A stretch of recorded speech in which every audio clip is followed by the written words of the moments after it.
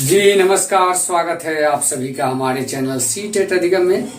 दोस्तों, आज जैसा कि सभी जानते हैं, जो कल का अपडेट आया हुआ था विजय चौधरी का, जो रजनीश जी के द्वारा जो इंटरव्यू लिया गया, उस अपडेट ने बहुत बड़ी तहलका मचा रखी है। सभी को अब यह यकीन हो चला है लगभग कि 7वां चरण तो आएगी, लेकिन कब आएगी इस पर एक संशय की स्थिति बनी हुई है। लेकिन जी हाँ, मैं भी अपने स्तर से बता दूं कि 7वां चरण तो आएगा, लेकिन क्या ये 25 फरवरी के बाद जो मार्च में नोटिफिकेशन की बात हम लोग अपने मन से सजाए बैठे कि 25 फरवरी के बाद नोटिफिकेशन आ जाएगा, तो इस बात में कितनी सच्चाई है, इस बात का आज अनुमान हम लोग अपने स्तर से ही लगा ही लेंगे आगे इस वीडियो में। तो दोस्तों, वीडियो में आगे बढ़ने से पहले आप लोगों से एक गुजारिश है कि आप हमारे चैनल को सब्सक्राइब कर ले, ताकि आने वाली वीडियो का नोटिफिकेशन आपको समय से मिलता है। तो चलिए वीडियो की शुरुआत करते हैं और जानते हैं क्या है पूरी प्रक्रिया जो माननीय विजय कुमार चौधरी, जो हमारे शिक्षा मंत्री जी हैं, उनके द्वारा बताई गई है। रजनीश सर के द्वारा जब पूछा गया कि सर 7वें चरण की बहाली प्रक्रिया का प्रारंभिक से लेकर उच्च माध्यमिक, उच्चतर माध्यमिक तक की आएगी, तो उनका कहना था कि जी बिल्कुल आएगी। तो सर 6ठा चरण तो अब लगभग संपन्न हो ही जा रहा है। 25 फरवरी को आप नियुक्ति पत्र 6ठे चरण के अभ्यर्थियों को दे ही दे रहे हैं। ऐसे में सर एक चीज जो है ये बताया जाए कि 7वें चरण कब तक आएगी, तो उनका सीधा कहना था कि जैसे ही खत्म होगा उसके तुरंत बाद। लेकिन एक कंडीशन उन्होंने लगाया जिस पर सभी लोगों ने नोटिस नहीं किया होगा। जी हाँ, मैंने भी उसको बड़ी मुश्किल से वीडियो से निकाल के लिख के आप लोगों के लिए रखा हूं कि उन्होंने क्या क्या प्रक्रियाएं बताई जिस दौर से आने वाली 7वें चरण से पहले उस दौर में गुजरना होगा विभाग को। देखिए, बची हुई रिक्तियों का आकलन जो है पहले विभाग को करना होगा। जी हाँ, आप लोग देखते चलिएगा, मैं आप लोग के लिए ही यह वीडियो बनाया हूं विशेषकर। अब क्लियर दिख रहा होगा आप लोग को, इसलिए मैंने इस काम को किया। बची हुई रिक्तियों का आकलन, जी हाँ, ये जरूरी है। कितना सीट बच के आ रहा है इसका आकलन विभाग करेगा, ये बिल्कुल राइट बात है। समीक्षा होगी, उस रिक्तियों की समीक्षा की जाएगी। रोस्टर क्लियर होगा। ये क्लियरेंस का जो काम है ये डीओ साहब करते हैं।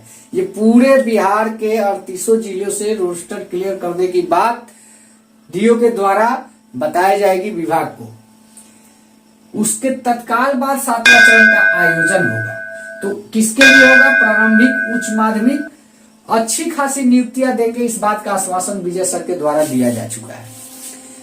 तो सर ये सब काम करने में कितना टाइम लगता है? रिक्तियों का आकलन करने में, समीक्षा होगी, रोस्टर क्लियर होगा, उसके तत्काल बाद। तो ये 3 प्रक्रिया करने में हमको जहां तक उम्मीद है, मार्च में तो संभव ही नहीं है। इसके लिए हम लोग को अगर कुछ इस बीच में कुछ उचित कदम उठाते हैं, किस लिए? नियोजन का नोटिफिकेशन लेने के लिए, 7वें चरण का नोटिफिकेशन के लिए हम लोग अगर, जी हाँ, 7वें चरण के नोटिफिकेशन के लिए जब हम अपनी आवाज को उठाते हैं, तब जाके यह कई बात बन सकती है। विभाग भी इस बात को संज्ञान में लेगा कि किया जाना चाहिए। ऐसे में मैं आप लोगों को कहूंगा कि यह काम कब तक होना चाहिए? यह काम होना चाहिए 5 तारीख के जस्ट तुरंत बाद। जी हाँ, जो आप लोग सुन रहे हैं 5 तारीख की बात मैं इसलिए कह रहा हूं कि अब वो समय आ चुका है। अगर अब हम लोग चुकते हैं, एक छोटा ही सही लेकिन एक आंदोलन होना चाहिए, सचिवालय तक एक मैसेज जाना चाहिए कि अभ्यर्थी जो है पूरी तरह से अब अपना आपा खो रहे हैं। अब उनका जो वो क्या कहते हैं, कंट्रोलिंग पावर जिसको कहते हैं, वो अब खो रहे हैं, आपा खो रहे हैं। जो पेशेंस है अभ्यर्थियों का, वो अब बिल्कुल खो रहे हैं। अब उनके लिए भी काम करना चाहिए और हो सकता है कि कुछ दबाव बनाया जाए तो नोटिफिकेशन मार्च तक संभव है, और नहीं तो मार्च तक नोटिफिकेशन तो दूर दूर की बात, कैसे आएगी ये भी सपना छोड़ना पड़ सकता है। नोटिफिकेशन आएगी भी कैसे, ये भी सपना छोड़ना पड़ सकता है। इसलिए हमें सुनने में आया कि स्टेट अभ्यर्थियों के लिए के द्वारा भी आंदोलन का आयोजन किया जा रहा है शायद। अगर उसमें हमारी बात कहीं से मर्ज होकर उनके साथ ही एक आंदोलन 7वें चरण की नोटिफिकेशन के लिए होती है, बात को गौर कीजिएगा, ये सोचने वाली बात है। इस सब्जेक्ट पे मैं ना किसी स्टेट अभ्यर्थी ना किसी स्टेट के लीडर से बात किया हूं। मैं अपने स्तर से आप लोग से राय लेना चाहता हूं कि स्टेट अभ्यर्थी जो 7वें फेज के लिए आंदोलन करने जा रहे हैं, हो सकता है कि उनका अगर ये मसला नहीं हो, तो अगर मसला दूसरा है तो हम उनके साथ नहीं है, लेकिन अगर 7वें चरण की नोटिफिकेशन के लिए जा रहे हैं, सुनने में ये भी आया है कि वो लोग सीटों को बढ़ाने के लिए आंदोलन करेंगे। अगर ऐसी बात होगी तो हम लोग नहीं जाएंगे।